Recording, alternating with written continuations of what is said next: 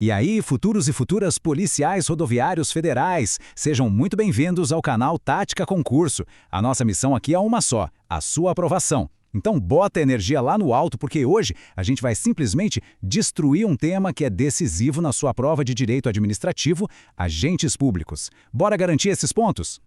Chegamos na nossa aula 04, parte 1, e o alvo de hoje é um dos mais importantes do seu edital: agentes públicos. Olha, o nosso objetivo aqui não é só passar pelo assunto, é dominar, é entender a lógica da banca para neutralizar qualquer tipo de pegadinha.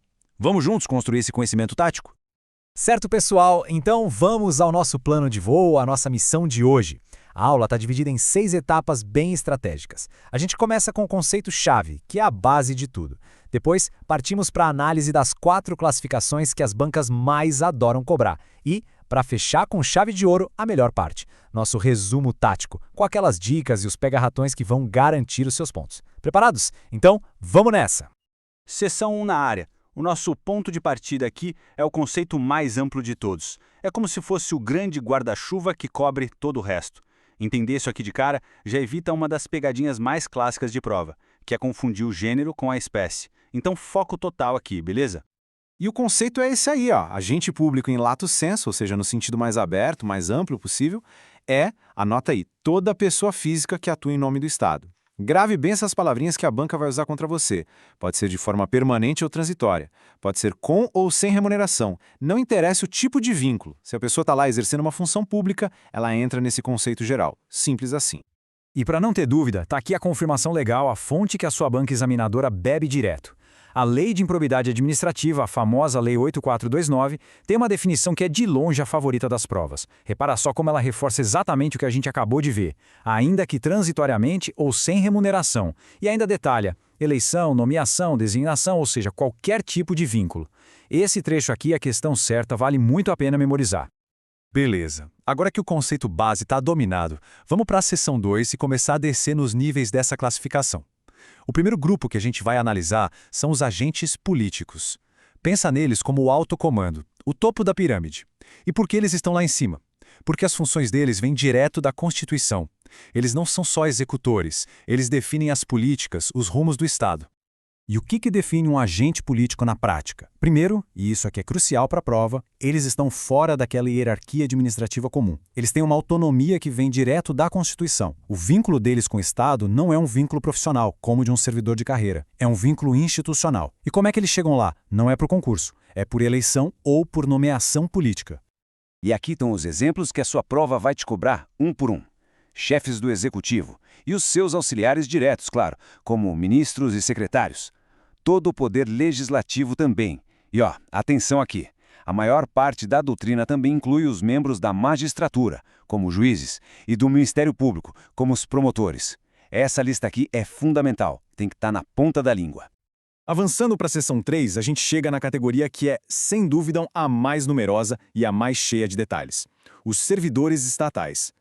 Se os agentes políticos são o cérebro, pode ter certeza que os servidores são o coração e os braços da máquina pública. São eles que estão na linha de frente, executando as políticas e fazendo o Estado funcionar no nosso dia a dia. Atenção total, galera, porque essa tabela aqui é ouro puro para sua prova. Ela mostra as diferenças cruciais entre os 3 tipos de servidores estatais. Vamos linha por linha. Primeiro, o servidor público, que é o futuro cargo de vocês na PRF. O vínculo é um cargo público, o regime é o estatutário e, o mais importante, adquire estabilidade. Depois vem o empregado público.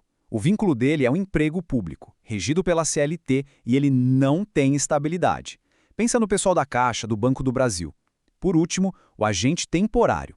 Ele exerce uma função pública, tem um contrato com prazo determinado e também não tem estabilidade. Entender essa tabela é entender 90% das questões sobre esse assunto. Sério mesmo. Seção 4. Militares. E aqui, atenção máxima. Os militares são uma categoria de agentes públicos, sim, mas nunca, jamais, confunda eles com servidores civis. Eles operam debaixo de um regime jurídico que é completamente diferente, com regras muito próprias. O ponto mais crucial que você precisa saber é que o regime jurídico deles é especial. Não tem nada a ver com o regime estatutário dos servidores civis. Ele é todo construído em cima de 2 pilares sagrados: hierarquia e disciplina. Isso vale tanto para os membros das Forças Armadas quanto para os policiais e bombeiros militares dos estados. Eles têm estatutos próprios e um conjunto de direitos e deveres que é totalmente adaptado para a natureza da função militar. Agora, uma pergunta para a gente conectar os pontos. Já parou para pensar naquelas pessoas que são convocadas para trabalhar nas eleições, os mesários? Ou então aqueles cidadãos que participam de um júri popular? Eles não são militares, não são servidores, então o que eles são? Essa pergunta joga a gente direto para a nossa próxima categoria. Seção 5. Particulares e em colaboração. Tá aí a resposta. São cidadãos comuns que, de uma forma bem temporária e específica, prestam um serviço público super relevante. A principal característica deles? A ausência total de um vínculo profissional ou permanente com o Estado. E aqui estão os exemplos práticos para nunca mais esquecer.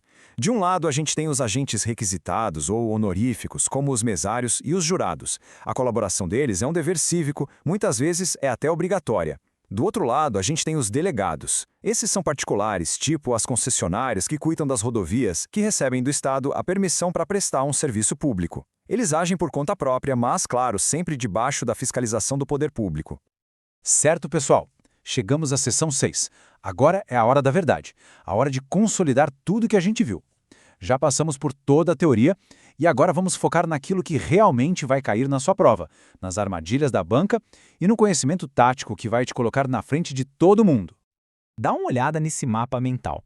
Essa é a estrutura que precisa estar gravada a fogo na sua mente. Agente público é o gênero, o conceito geral, e debaixo dele a gente tem as 4 espécies. Políticos, servidores estatais, que se dividem em 3, os militares e os particulares em colaboração. Visualizar essa hierarquia aqui impede aquela confusão de termos na hora da prova que derruba muita gente. Agora, vamos para as armadilhas que eliminam candidatos despreparados. Pegadinha número 1. A banca vai afirmar que todo agente público é um servidor público. Falso. Lembra do nosso mapa? Servidor é uma espécie do gênero agente público. Pegadinha número 2. E essa aqui é fatal. O agente temporário. O contrato dele tem natureza administrativa e ponto final. Se der algum problema e precisar ir para a justiça, a competência é sempre da justiça comum e não da justiça do trabalho. Não importa o que esteja escrito no contrato. Isso é decisão pacificada dos tribunais superiores e cai direto em prova. E para não restar nenhuma, mas nenhuma dúvida mesmo, a jurisprudência do Superior Tribunal de Justiça, o STJ, confirma exatamente isso. A competência para julgar as causas que envolvem os servidores temporários e a administração pública é da justiça comum. Guarda essa informação, tatua no cérebro, porque ela vale ouro e pode ser o seu diferencial na prova.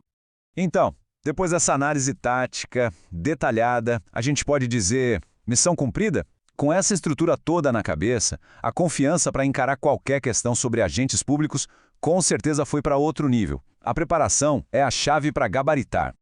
Se esta aula tática te ajudou de alguma forma na sua preparação, contribua com a nossa missão aqui. Deixe o seu like, inscreva-se no canal e ative o sininho para não perder nenhum conteúdo novo. E, mais importante, compartilhe esta aula com aquele amigo ou amiga que também está nessa jornada. Envie este vídeo para ele agora. Lembre-se, juntos a gente é muito mais forte.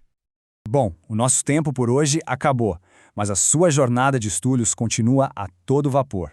Mantenha o foco, a disciplina e essa energia lá em cima.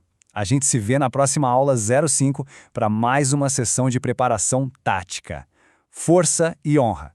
Bons estudos!